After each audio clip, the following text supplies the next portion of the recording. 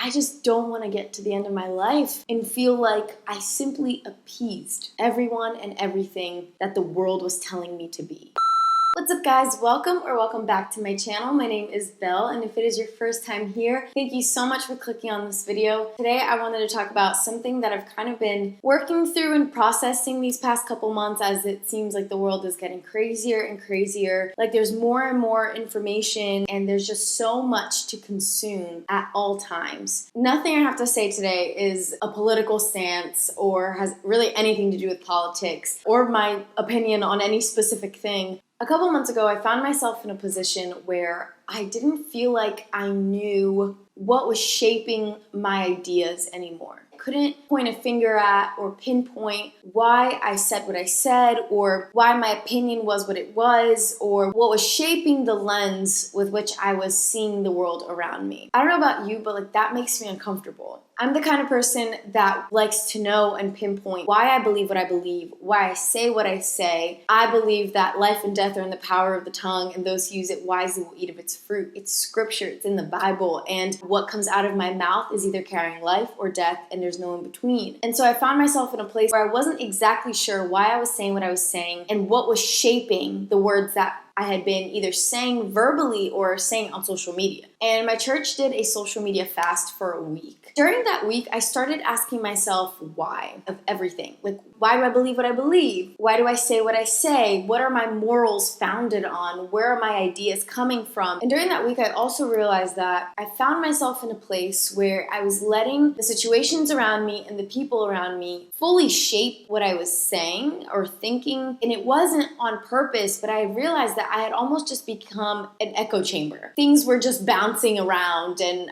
I was almost just a megaphone repeating something. Almost as if I stopped thinking for myself. And that made me even more uncomfortable because I am a hard-headed, strongly opinionated person. I definitely love the fact that God created us with brains that can think critically and wrestle with thoughts, and that we have independence and free will to think for ourselves and come to conclusions on certain things. And so that led me down a rabbit hole of thinking about what I'm thinking about, if that makes any sense. Like, asking myself why about everything. Like, why am I saying what I'm saying? Why am I thinking what I'm thinking? Just a big why. And honestly, I started being like that little kid who's always like, why? Because this, but then why? Like, that kid who just keeps asking why and why. I mean, that was me. And I now apologize to my mom. But I think that there's something there that's incredible. The fact that we can ask why. The fact that we are able to critically think and wrestle with concepts and thoughts and ideals. And so that's the place I found myself in, and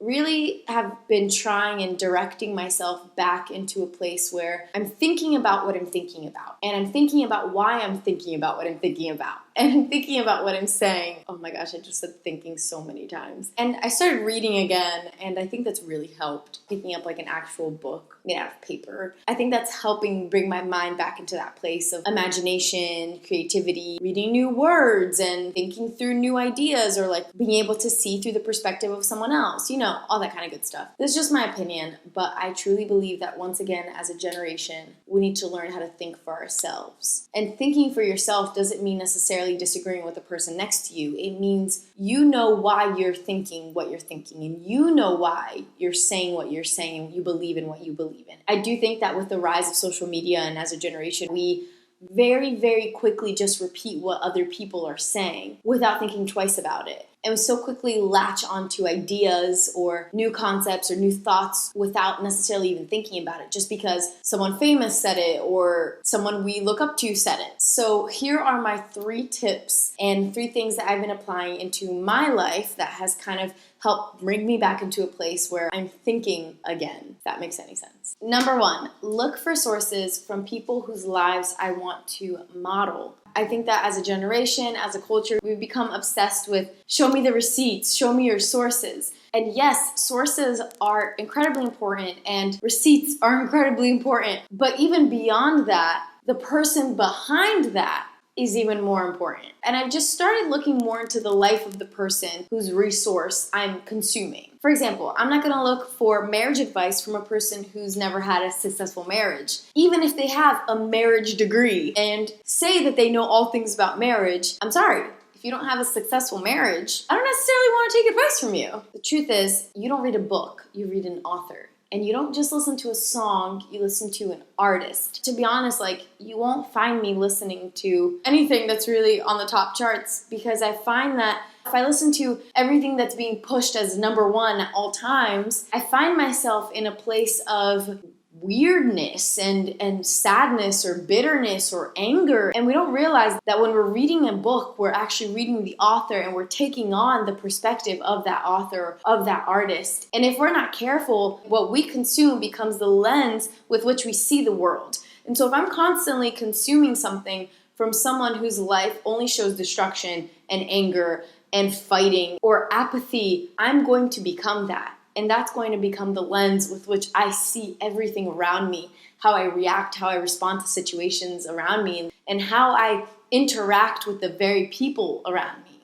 So that is number one. Look for sources from people whose life you want to emulate, or whose life shows a long history of good fruit in that area. Number two, something that I've been seeking to do more and more and more is to seek the wisdom from the older people around me. I have fallen into the trap that I think I know everything, that I think I'm good on my own, but the truth is, God has placed people around me that are older and wiser than me for a reason. The Bible says that there is wisdom in a multitude of counsel, and I think we need to ask more and more the advice of a grandparent who's lived through some stuff, who's experienced some chaos in the world, and say like, hey, what do you think about this? What are you feeling about everything that's going on in the world right now? What are your views? What are your thoughts? And listen. And maybe they're different than yours, or maybe they're not necessarily something that's right, but listen. I think we need to ask more questions and ask more people who aren't just in the same exact bubble as we are in, but people that are older and wiser and have just simply lived life longer than us. Me as a 23-year-old, I've only technically been an adult for 5 years. That's only 5 years of living an adult life. I don't know, but I feel like that's not a lot. And that's not enough to think that I know everything, to think that I'm good on my own. So I think that when we're doing research and trying to determine, okay, these are my stances on these things, or these are my thoughts on this, I think we need to ask more people around us that have gone before us, that have lived this life longer than us, that can give us a bit of their wisdom. Asking a parent, asking your pastor, asking someone you respect. What did they have to say about everything and anything? I think you can never ask too much. Ask more than one person. Take in that information and then process through it and come to a conclusion for yourself, especially in a season like the one we're living in. If you are a Christian and you go to a Bible-believing church, I think that more than ever, we need to be listening to our pastors, the people that God has placed over us in leadership to instruct us, to guide us. What are they saying? What has God ministered in their hearts, and really take that into consideration. That is it. Number two, which is seeking wisdom from older people around me. And last but not least, number three, my faith is in God, not in man. I have definitely found myself in cycles of anxiety or feeling that loss of control and just fear over situations that, I have no control over. And time again, it comes down to the fact that I've placed my trust in man and not in God. We've all heard the story of the man who built his house on the sand versus the man who built his house on the rock. And we know what happened to the man who built his house on the sand. The storms came, life threw curveballs at him, and his house could not stand. And right now, I think we need to be really careful with whose opinions we're allowing to shape our decisions, our day-to-day decisions. And honestly, I think we need to be careful with just listening to a celebrity because they're a celebrity. Think about that for a second. The fact that just because someone is famous somehow gives them the authority to speak into my life and to shape my day-to-day decisions and how I interact with people. The opinion of someone that's famous almost becomes a standard. And we need to be really careful with that. What, just because they're a famous actor? Like, just because they're really good at lying professionally? I don't know, but I've also found myself there, being more inclined to like something or to dislike something because someone I watch on the internet likes it or dislikes it. But I don't really know that person. I don't know their day-to-day life. I don't know who they are behind the camera.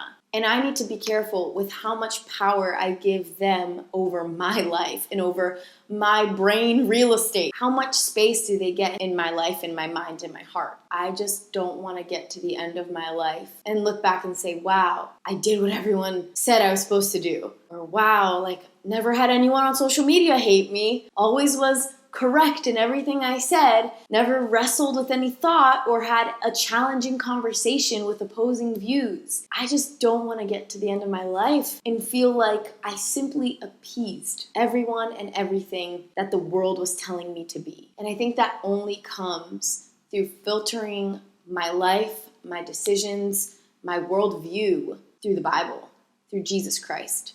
And not taking the Bible out of context and to be honest, like not just reading one verse and twisting it into what I want it to mean for me, actually like reading the Bible, reading chapters and letting that get in me and on me and shape my worldview and shape how I'm responding and reacting and interacting with the very people around me. Because the truth is, posting social media doesn't mean I'm passionate or not passionate about something. How I live my day-to-day life will represent and show whether I'm a fake and I'm a fraud or if I truly care about something. Our world isn't millions and millions of people. It's the people that are around me every single day. Like that's my world. The people that I come in contact with, my friends, my family, the people I run into at the store, that's my world. Those are the people that I can have conversations with. If I don't know how to be challenged, if I don't know how to have a conversation with someone with an opposing view without completely shutting them down and calling them a bunch of names, then I'm not going to get very far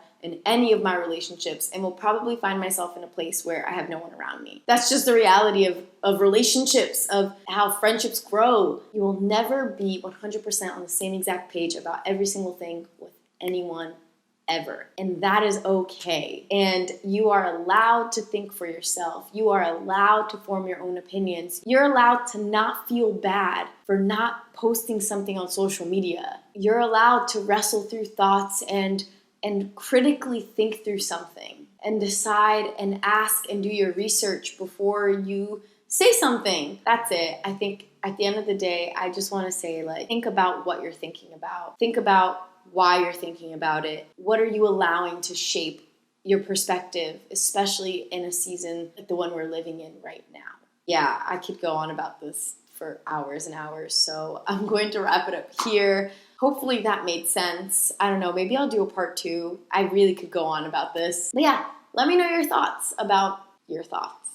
Your thoughts about what you're thinking. Your thoughts. Yeah, thank you so much for watching this video. I post on this channel every Tuesday and every Friday, I guess, except for today because today is not Tuesday. It is Wednesday when you are watching this. Sorry, life happens. Before you go, make sure you hit like and subscribe. I would love to have you join me in my little corner on the internet, and I will see you in the next one. Deuce.